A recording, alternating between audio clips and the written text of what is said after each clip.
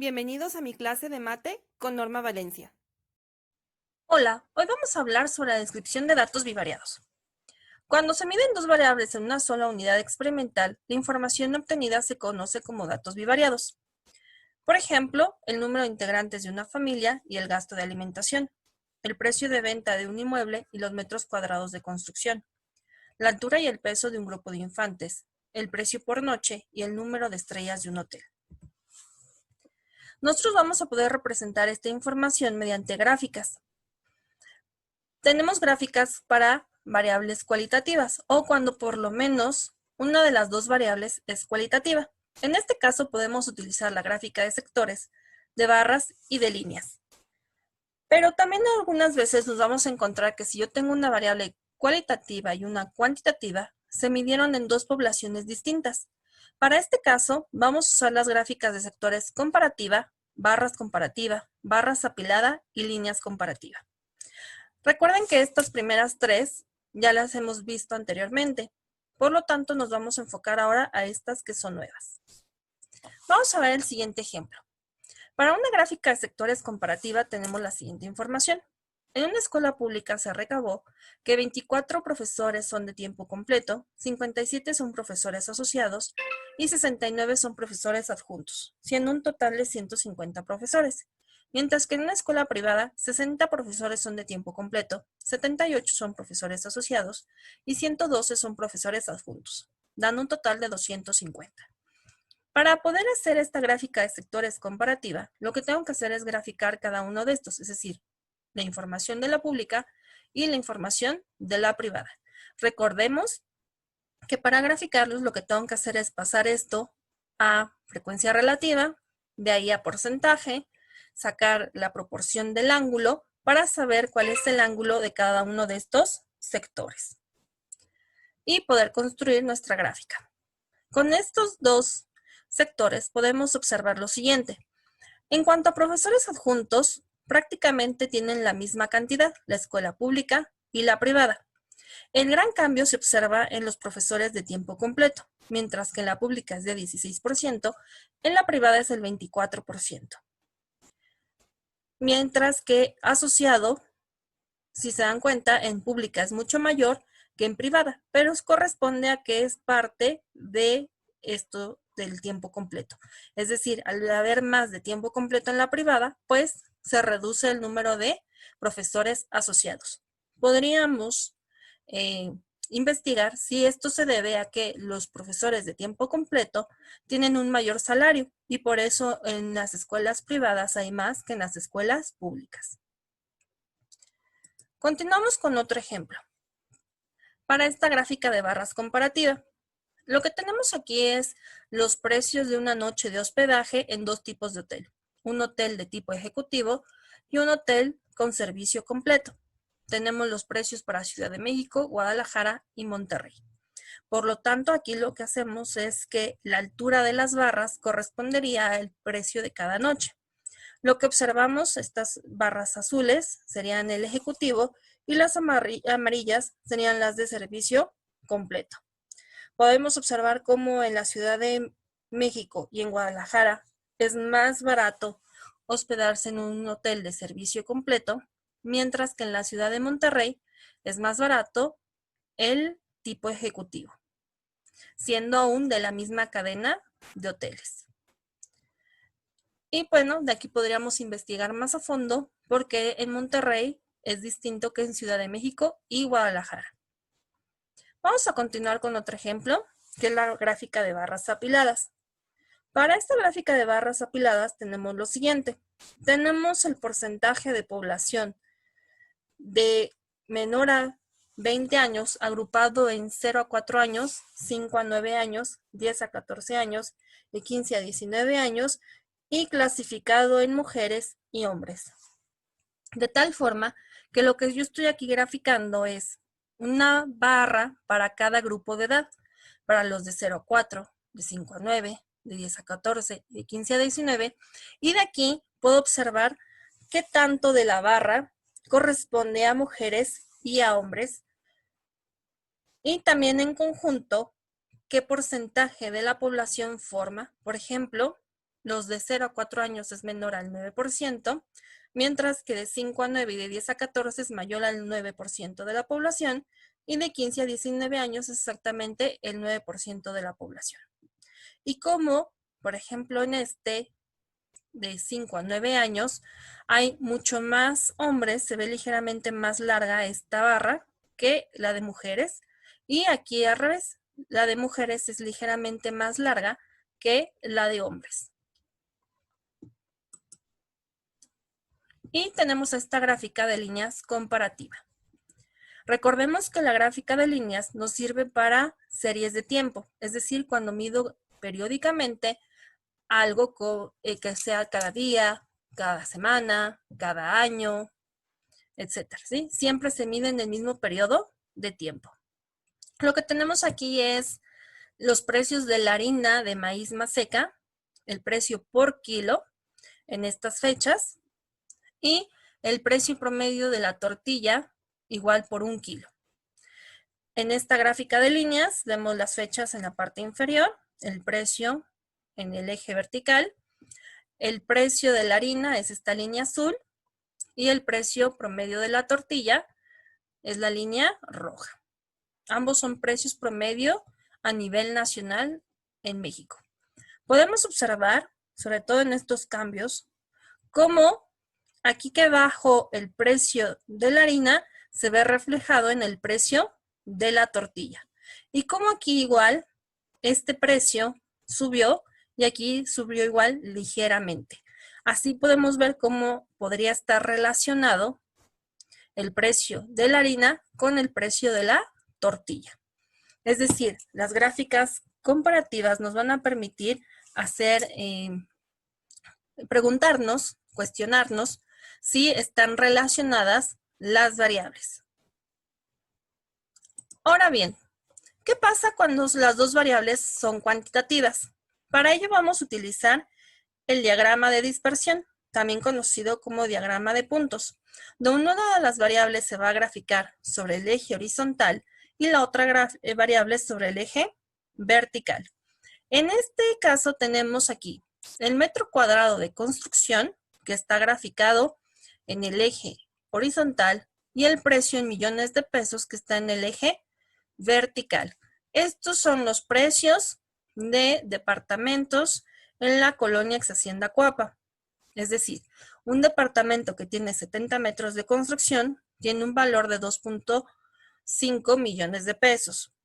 Otro igual de 70 metros cuadrados en la misma colonia tiene un precio de 1.1 millones de pesos. Siempre que tenemos un diagrama de dispersión, hay que preguntarnos diferentes cosas, como por ejemplo, ¿qué tipo de patrón se observa? ¿Hay una tendencia ascendente? Por ejemplo, aquí sí se observa una tendencia ascendente o descendente, si esto es lineal, esto se ve como lineal, o si es curvo, o si no se ve ningún patrón. También podemos preguntarnos qué tan fuerte es el patrón. Es decir, todos los puntos se alinean. Por ejemplo, aquí más o menos todos los puntos los veo como una línea. Pero también podremos pensar qué tanta relación hay. Y también podemos ver si hay algún valor atípico, ¿sí? Valores que se alejaran mucho. Por ejemplo, si aquí yo tuviera un valor, sería un valor atípico, porque se alejaría mucho de estos datos. O también si los puntos se están conglomerando en algún punto, si se aglutinan, pues preguntarnos por qué se están aglutinando. Yo ya que tengo un diagrama de dispersión, pues puedo analizar otras cosas con las dos variables. Es decir, podemos analizar medidas numéricas para datos cuantitativos bivariados. La primera medida numérica que vamos a revisar se llama covarianza y es la siguiente fórmula. La covarianza la vamos a denotar como una SXY. Esto nos recuerda mucho a la varianza, pero aquí ya es co, es decir, dos varianzas, como la unión de dos varianzas, covarianza. Y esta, si nos damos cuenta, es la sumatoria de la diferencia de cada uno de los valores en X con la media, y es el producto igual de cada uno de los valores, su diferencia con la media. Es decir, el producto de la diferencia de las medias sumado entre n-1. Igual que en la varianza, pues tenemos nuestra fórmula corta, que es esta que tenemos adelante, donde sería la sumatoria de los promedios de las X y Y menos la sumatoria, el producto de la sumatoria de las XY por las YY sobre N y todo esto sobre N menos 1. Ahorita vamos a ver más adelante cómo aplicar esta fórmula. La covarianza va a ser un valor que nos va a indicar el grado de variación conjunta de dos variables, aleatorias respecto a sus medias. Por eso vemos que en la fórmula general, en la fórmula inicial, pues por eso nos marcan aquí las medias. Y este dato es muy básico para determinar si existe una dependencia entre ambas variables. Pero además es un dato muy necesario para estimar otros parámetros, como el coeficiente de correlación lineal o la recta de regresión, que es lo que vamos a ver a continuación. El coeficiente de correlación lo vamos a denotar con R y va a ser igual al cociente de la covarianza entre las desviaciones. Porque recuerden que nosotros podemos describir cada conjunto, podríamos describirlo de manera separada. Por ejemplo, el conjunto de todos los valores en X, el conjunto de todos los valores en Y, y podríamos utilizar las medidas de variabilidad o las medidas de tendencia central. Pero es muy importante ya analizar cuál es la relación entre ambas variables. Por eso vamos a usar la covarianza y el coeficiente de correlación. El coeficiente de correlación de Pearson va a ser una medida entonces de la dependencia lineal entre dos variables aleatorias cuantitativas. Esto solo va a ser para variables cuantitativas. Y a diferencia de la covarianza, la correlación de Pearson es independiente de la escala de medida de las variables. Podemos decir entonces que el coeficiente de correlación es un índice que puede utilizarse para medir el grado de relación de dos variables, siempre y cuando ambas sean cuantitativas y continuas. Recordemos que una variable es continua cuando toma un valor infinito de datos. El signo de la covarianza expresa la tendencia en la relación lineal entre las variables. Nosotros vamos a encontrarnos lo siguiente. El coeficiente de correlación solo puede tomar valores que estén en el rango de -1 a 1. Si la covarianza y el coeficiente de correlación son positivos, quiere decir que esto nos están dando un patrón positivo. Es decir, yo tendría que estar viendo en la gráfica algo así, ¿sí? Es decir, que me estuvieran haciendo una línea con una pendiente positiva. Si la covarianza y el coeficiente de correlación son negativos, quiere decir que yo estaría viendo algo así. Es decir, tendrían una línea con una pendiente negativa. Pero si la covarianza y el coeficiente de correlación están cerca de 0, quiere decir que no formarían ningún patrón. Es decir, que estas variables son independientes entre sí y yo solo vería una nube de datos sin ningún patrón. En esta imagen podemos verlo, algunas diferencias. Vamos a partir de aquí, de 0, y veamos cómo 0 pues sería una nube de datos. Positivo, 0.5, empezaría a formarse un patrón. Pero entre más me voy acercando a 1, pues más fuerte es la relación entre las dos variables. Es decir, se van juntando más los datos para ir haciéndonos una línea con pendiente positiva. Mientras que si fuera negativo, entre más se acerca a -1, igual se va formando una línea, se van juntando más los puntos a formarme una línea, pero con una pendiente negativa. Vamos a revisarlo con el mismo conjunto de datos que ya teníamos de los metros cuadrados de construcción y el precio en millones de pesos de los departamentos en la colonia Ex Hacienda Cuapa. Antes de empezar a utilizar la fórmula de covarianza, tenemos que hacer algunas operaciones. Es decir, necesitamos obtener la suma de todos los valores en X, la suma de todos los valores en Y la multiplicación de cada XY con Y, es decir, 70 por 2.590, 70 por 1.100, ¿sí? Cada uno con su correspondiente. Y anotamos estos valores. También vamos a necesitar la desviación en X, la desviación en Y, y aquí tengo los promedios porque más adelante los vamos a utilizar. Bueno, Para la covarianza, la fórmula corta es esta, donde dice que es la sumatoria de todos los productos X, Y, Y. Es decir, la suma de todos estos, que es este número de aquí, 7.565.809 milésimos, que es este de aquí. Menos el producto de la suma de las XY, aquí tengo las XY, con la suma de las Y, que son estos dos, 1.544 y 46.504 milésimos. Entre N son 11 valores y entre N-1, que sería 10. De tal forma que la covarianza nos da 103.83. Como vemos, por sí solo este número no nos dice mucho. Por eso, este es un paso importante para las otras medidas numéricas, como el coeficiente de correlación, que es el que ahorita vamos a sacar. Y sabemos que el coeficiente de correlación es el cociente de la covarianza entre el producto de las desviaciones estándar. Por lo tanto, la covarianza que obtuvimos, 103.83, entre el producto de la desviación en X, 62.672, por 1.851. Es importante que en la calculadora yo vaya utilizando la memoria para poder utilizar todos estos decimales y que el valor nos dé más exacto. Y bueno, esto nos da 0.89.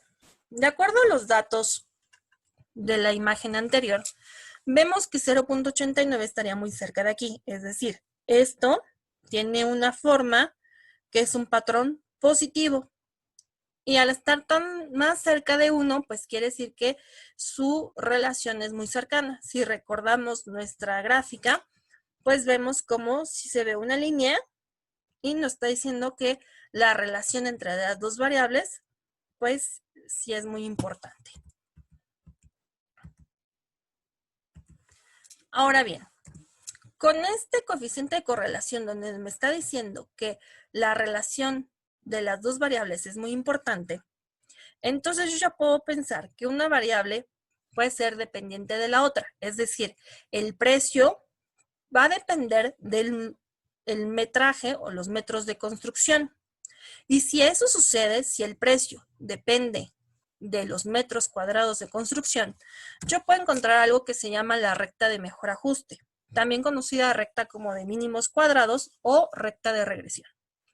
Primero vamos a recordar que toda recta yo la puedo representar con la ecuación de ordenada al origen, es decir, y es igual a mx más b, donde recordemos que m es la pendiente, recordemos que es la diferencia de cada uno de estos, cuando yo avanzo en x y avanzo en y, este delta, y b es la ordenada al origen, es decir, donde cruza mi recta el eje vertical. Bueno, nosotros para poder encontrar esta ecuación de nuestro diagrama de dispersión, sabemos que la pendiente va a ser igual al coeficiente de correlación por el cociente de la desviación estándar en X entre la desviación estándar, la desviación estándar en Y entre la desviación estándar en X. Por lo tanto, sustituyendo los valores que ya teníamos anteriormente, estos de aquí, entonces tengo yo el coeficiente 0.89 por las desviaciones que tenemos aquí en Y y la desviación en X. Estos dos valores. Y aquí tengo el cociente, hago la operación y me da 0.026. Esta es la pendiente. Ahora, para encontrar la ordenada al origen va a ser el promedio de las Y's menos el producto de la pendiente por la media de las X. Entonces, aquí es donde utilizamos estos promedios que yo ya había sacado con anterioridad. Utilizamos estos valores y sustituimos entonces en nuestra fórmula dando 0.517. De tal forma que podemos decir que los datos que tenemos graficados se están comportando de cierta manera como esta ecuación, donde sería y es igual a la pendiente que tenemos aquí, 0.026x, más la ordenada al origen, que es 0.517. Llegando a esto, entonces de mi diagrama de dispersión, pues esta línea, que es la línea de mejor ajuste, pues yo sé que se comporta con esta ecuación. ¿Qué tanto es esta línea correspondiente con estos puntos? Es decir, ¿qué tanto se acerca a la realidad? Pues podríamos ir a grandes rasgos que un 89%. Pero ya me sirve para hacer algunas predicciones. Recordemos que en la estadística tenemos dos tipos de estadística, la descriptiva y la inferencial. Y la intención de la inferencial es poder inferir, como bien lo dice su nombre, qué sucede a nivel población cuando yo tengo la muestra.